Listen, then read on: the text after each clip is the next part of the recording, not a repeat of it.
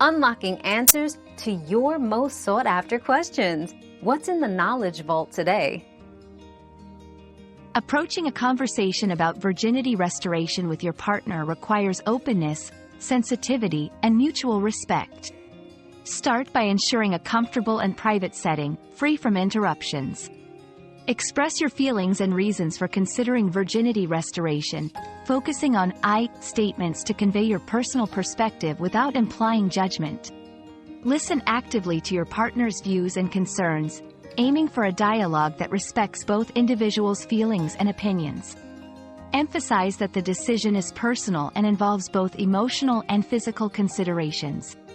Seeking counseling or professional advice together can also provide a supportive space for discussion.